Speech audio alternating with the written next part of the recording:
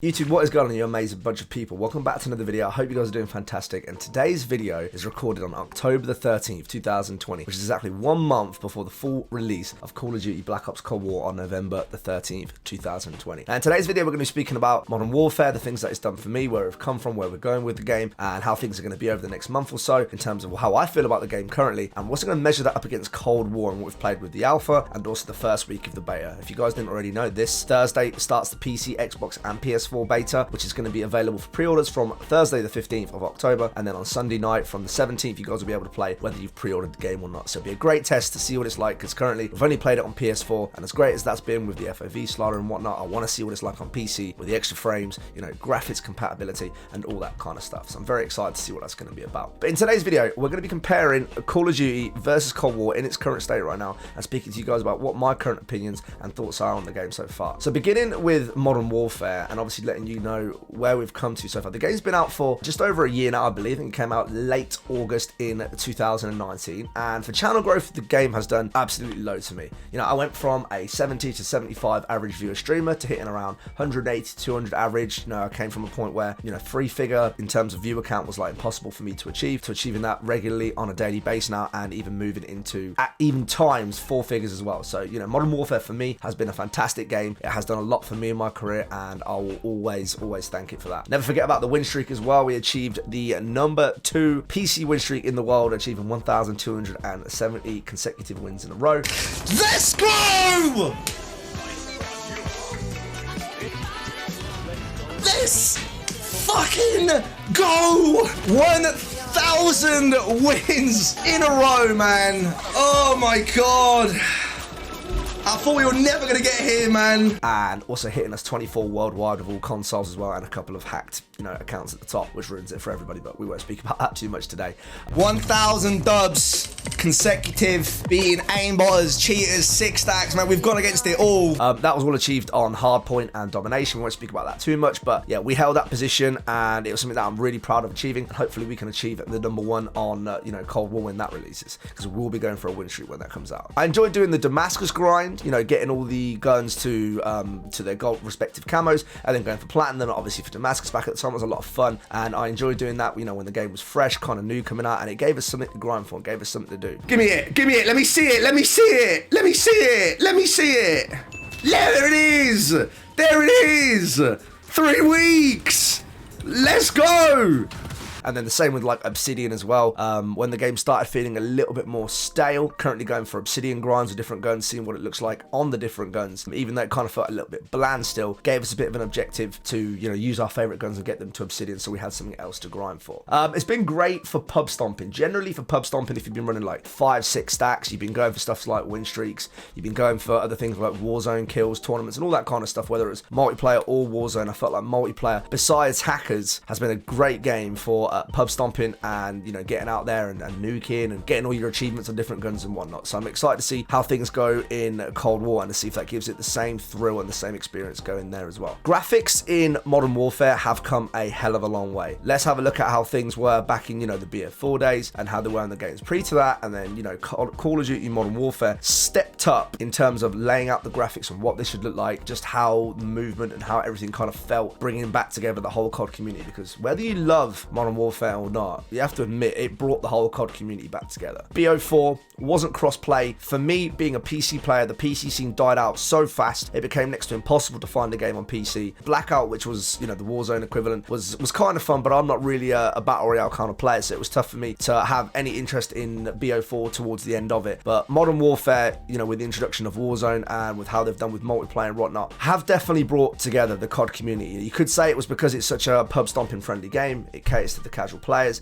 It has cross-platform, and it has just a way for everybody to play with everybody. Obviously, you know, Warzone being the massive thing that it is as well, Warzone definitely saved the game and made it really relevant as well, even coming from a multiplayer streamer point of view. So we'll say whatever you like about Modern Warfare, it really did put COD back on the radar, because over the last couple of years, it hasn't exactly been the most thrilling series of games. And there's been, you know, a few challenges that I've added here and there as well, in terms of like seasonal challenges and some other bits and pieces as well. But yeah, that's all the good points that we've got for Call of Duty Modern Warfare. Now, splitting on to the other side, there is also a massive lack of content on Modern Warfare, and one of the reasons why I'm very excited for Cold War, in that I hope they address some of the lack of content and make it exciting to play. So I kind of feel like content is lacking right now. If I didn't have my win streak as a multiplayer streamer, it's kind of like, what is there to do really, apart from grinding all guns to like Obsidian? Once you've completed Damascus, it's kind of like, well, now what do I do? It gets a little bit boring after that. You know, there's no ranked mode, kind of makes it difficult for people to be like, well, how good of a player actually am I? You know, they added the CDL playlist and whatnot, but again, it's just kind of like, you know, there's no ranked system, there's no ELO, there's no kind of like tier to see how good of a player you actually are. So I'm really hoping they address that again in Cold War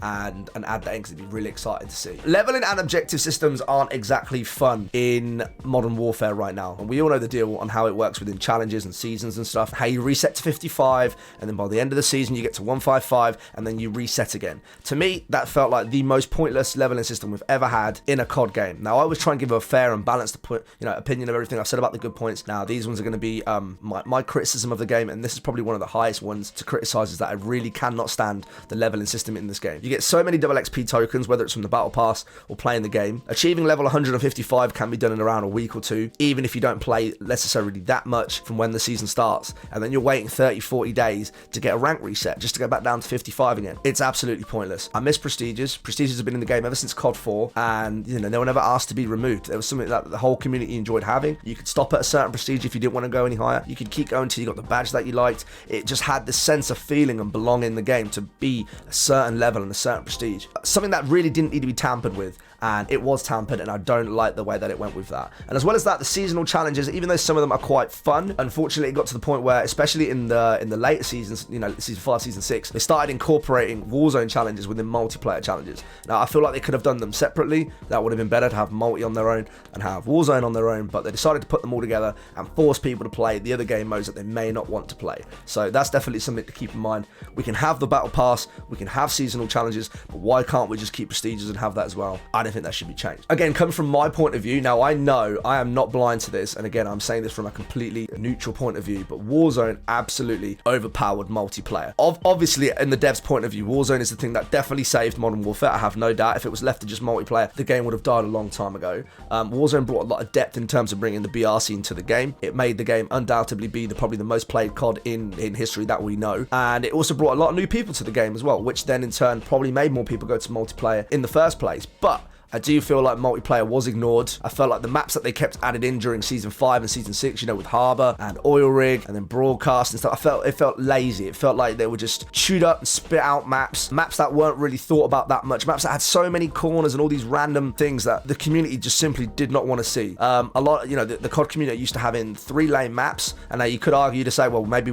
it's time for something different, which, you know, I kind of agree, but I think it's nice to not completely go away from something that's worked so well for so many years. You know, we completely moved away from 3-lane maps on the most part, and it became, you know, really, that it just felt lazy. And I felt like some of the new maps that they've added in recently have not really had the effort put into them that I would have liked. I would have felt like a few more smaller maps for Aggressive 66, stuff like Shoot House, which is perfect. You know, when they brought back Vacant, that was great. Rust was remade really nicely. I like their maps, but then I feel like after that, it just became awful. Every other map that they added into the game was just not that fun to play, obviously from a personal opinion. And a lot of the attention was brought over to Warzone in terms of doing fixes, making that game better and whatnot, and probably rightly so, because all the tournaments are happening over there now. That's where a lot of the popularity on the game is right now, and where a lot of the big streamers are streaming. But I just hope that in Cold War, whether Warzone gets massive or not, they don't forget about multiplayer, and they keep pumping out great maps like they put out in the beta so far, which we'll be speaking about in a little bit. Now, we can't forget about the point of cheaters either. The frustration of cheaters, which doesn't seem to have ever calmed down in Modern Warfare from day one to, you know, where we are now. The amount of either aimbotters, wallers, people even in multiplayer, just, you know, whether they're walling, you can obviously tell when they're doing it from the difference between a good COD player and someone who's blatantly pre-firing corners and don't even know that you're coming from there without the use of a hack. Or in Warzone, you know, for someone who's played Warzone a little bit as well, and you go into Warzone and within the first 2 games you're having to deal with people shooting you out the sky, you know, via aimbot, or people that just insta-lock to your heads. It's just not fun, and we shouldn't have to be dealing with that in a AAA title game. So I'm hoping in Cold War they've done something to address the hacking situation, or at least give us something where we can act on more of a timely manner if we do find hackers in game, as I know it's pretty much impossible to keep hacks out of the game 24/7. So just watch.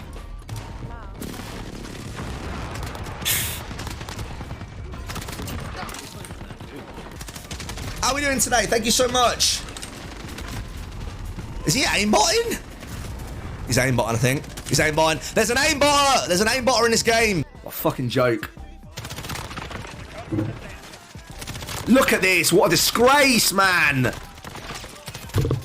That's my opinion in general for the other side of Modern Warfare and what I feel about the game in its current state. After playing the alpha and the beta of Cold War, I am very, very excited to go back to the game when it fully drops. Now, speaking of Cold War, let's speak about the general consensus of the game right now. From what I've seen on social media, from what I'm seeing people talking about, and from what the community has its takes as well on Cold War since the alpha and the beta have dropped. Now, when we're speaking about community and from what I've seen on Twitter, it's generally most of the opinions on Cold War so far have been fairly negative. Now, I don't know if it's because they're comparing it to what Modern Warfare is. They feel like two completely different games. In terms of graphics, Cold War is definitely not up to par with Modern Warfare. However, I also argue it's supposed to feel like an older school kind of game. Hint why it is the Cold War, not Modern Warfare. But then again, could they have still made it feel as good but done it in more of an old school kind of way? It's hard to argue that one really, but graphics definitely are not as clean as what they are in Modern Warfare, and the movement also feels a little bit janky from what I've heard and from what also the community have said.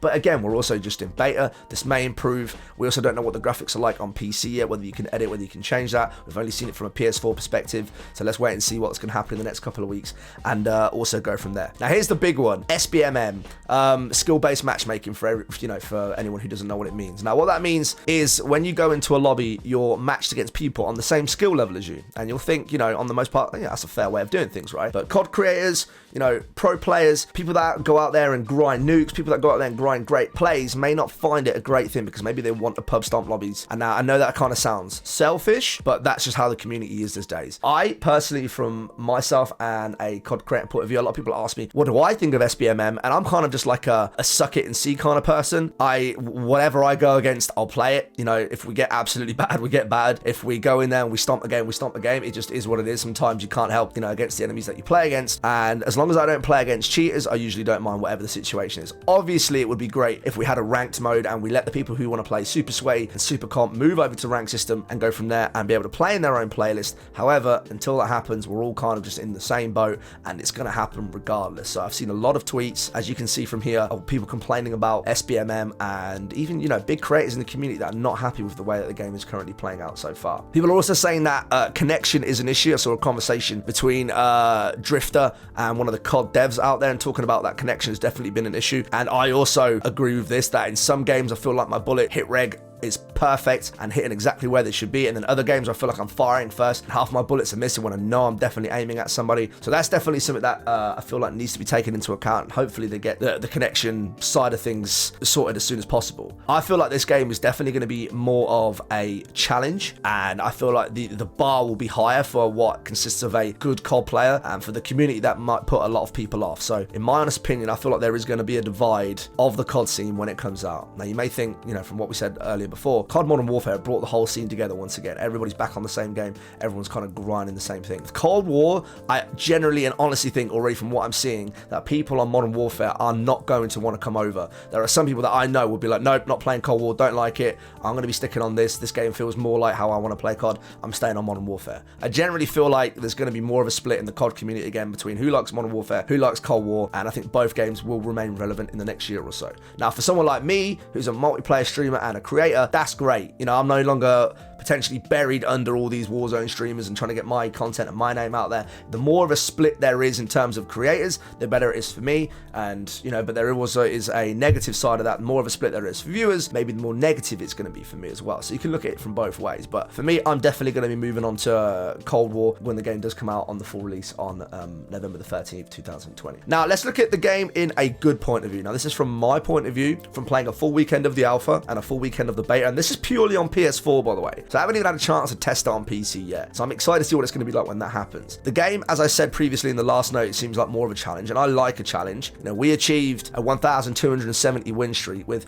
I would say, not that much difficulty, apart from when we had to play against full 6 stacks or against aimbots / cheating players. Now, we had to play out against a fair amount of hackers and cheaters to get there, so I'm hoping that won't be the case in Cold War, but I've got a feeling that it's going to be a lot more challenging to get to even like a 100 or a 500 win streak in Cold War, which I'm very excited for because you know, that will show me that we have the ability to still do that regardless of which game we go on to. I also believe that the game being purely in beta stage has come a long way since the alpha. I feel like the graphics have come a long way. I feel like the movement is a bit more improved. I feel like the new map they've added in, you know, Cartel for 6v6 is absolutely beautiful. And, you know, I already just feel like the game has come a long way in such a short amount of time from the feedback that was given. Now, from this beta to when the full game gets released, who knows how much further it can go in an extra month. If that's what they did in 1 month, imagine what they can do in another. And then when the game gets released and what they can improve from then on and so forth. So I'm really excited personally. From a 6v6 player point of view, from someone who likes to play fairly aggressive, from someone who doesn't want to be doing running simulator and spending half an hour getting across the map or having to take tanks and vehicles to get across the map, who actually likes feet on the floor and, you know, boots on the ground, run and gun kind of style, 6v6 maps work the best for me. Now, I've played 4 of maps so far, which includes Satellite, Moscow, Miami,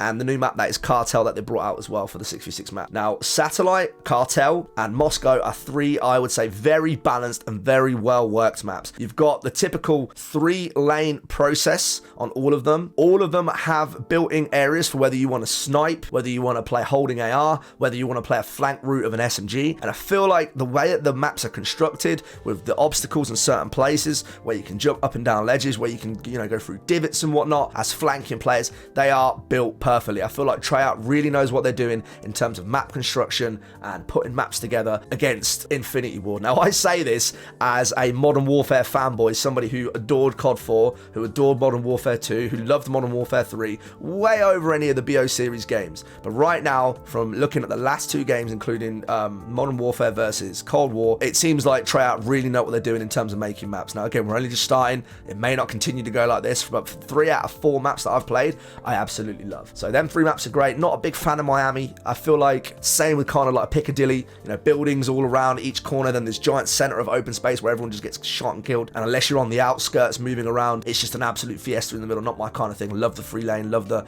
opportunity to play in different ways. So I honestly feel like the maps that we've had so far and the opportunities that have been presented are absolutely amazing. I also feel like the community devs have done a lot to, well, I say on the most part, replying and engaging to what the community is saying on social media. Obviously, there's no answer on SBMM, we know this, so this is not referring to SBMM, but in terms of like connection, in terms of what people are saying generally about the feel of the game, in terms of what people's feedback are on the maps and stuff, we've got some screenshots here of Tony Flame in particular talking about what people are saying and that they say that they are listening over in the head studio. So it's kind of nice to hear that. I don't feel like we ever had that during Modern Warfare. Kind of felt like Infinity Ward just want to do whatever they wanted to do. So I feel like going into Cold War, this is kind of nice and reassuring to see that as well. Headshot multipliers are definitely a thing in Cold War. I'd say more so than Modern Warfare. Now, you say, obviously, headshot multipliers are always going to be a thing, but in this game, where you can have health bars turned on, and you can see effectively what is going on in terms of time to kill, I feel like there's going to increase the skill gap in the game. Now, obviously, time to kill versus Modern Warfare is definitely higher. We're talking about core versus core here, not hardcore or anything like that, but core versus core gameplay. It takes longer to kill somebody in Cold War to what it does in Modern Warfare. It's shown, the stats have been showing that Cold War has higher time to kill generally across the board versus what Modern Warfare has. And what that means is you can also outplay your opponents. You can turn on people. If you hit more headshots than your opponent, you're going to outplay them as well. And headshot multipliers are definitely more effective in this game than what they are, I believe, in Modern Warfare as well. So, you know, if you have better aim and you go straight on a 1v1 gunfight where you shoot each other at the same time and you have better aim than what that person does, you're going to win that gunfight if you can hit your headshots as well, which creates a higher skill gap. And some people may not like that. Some people may refer that to SBMM. Some people may say, you know what, this is just, I'm just getting absolutely murdered in these games against 6 stacks. I'm going to go back to Modern Warfare. But for me, it feels like with that higher skill gap, that right there is what, you know, the background of Call of Duty was built on back in the BO2 days, and then, you know, the BO3 days, even Modern Warfare 2 back in the day as well. Guns seem really fun to use, and it feels really rewarding to be aggressive. Now, we look at maps like Satellite, we look at maps like Cartel, and even maps like Moscow, what I spoke to you about before, in terms of having these flanking routes. I am somebody that cannot sit still for 2 minutes in a COD game, unless I'm playing objective and holding a point. I'm always having to move. I love playing the flanking route. I love to be annoying, being the enemy spawns, to pick people off as they think, oh, I've just died, I'm off spawn, I'm going to try and get back to the objective, and I'm that one who cuts that route off. That's how I've always played COD and how I always enjoy playing COD. I feel like the game really rewards that in terms of the routes that you can take on these maps. I feel like the way that the maps have been built and tailored, that they've really constructed to that, and I love playing aggressively on it. Now, whether you play that role, whether you play holding AR, whether you snipe, whatever it is, feels like there's a role able to be played on most of the maps that I've played so far, and I really like Treyarch's way of making maps and what they've done with it so far. Alongside playing aggressive, we speak about some of the, in-game perks that they've added in already, including stims. Stims are back. If you guys didn't already see that, it wasn't in the alpha, but it's in the beta now. Stims feel like what they did on BO4, which is great. You've got Ninja, which apparently has been buffed, so it's harder to tell for footsteps because people can definitely sound whore in this game, and it's a lot harder now to work out where people are coming from, and we should hopefully see that in the PC beta this weekend if we can get high enough level to unlock it. And then you've got things like Gung Ho, Ghost, and a perk, I believe it's a wild card, which allows you to attach 2 perks from the same category. So you can run Gung Ho and Ghost at the same time,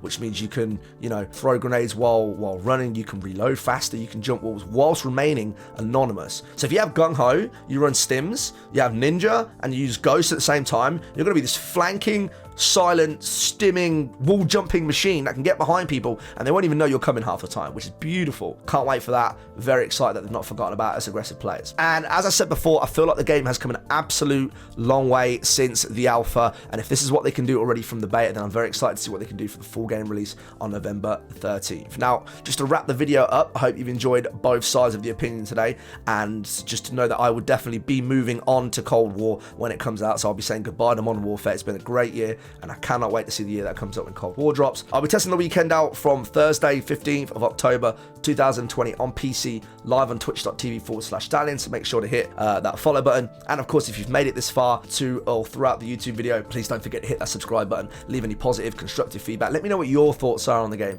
and what you've seen and what you've played so far and what it is that you want to see in the future of the Cold War and general COD franchise as well. Any shares, turn on noties, all that kind of stuff really supports the channel as well, as we're pushing for 10,000 subs on YouTube by the end of this year. Very, very much thank you for watching this video. Hope you guys agree, and even give your own point of view of what you thought about the video so far in terms of where COD is going, and I look forward to seeing you guys in the next one.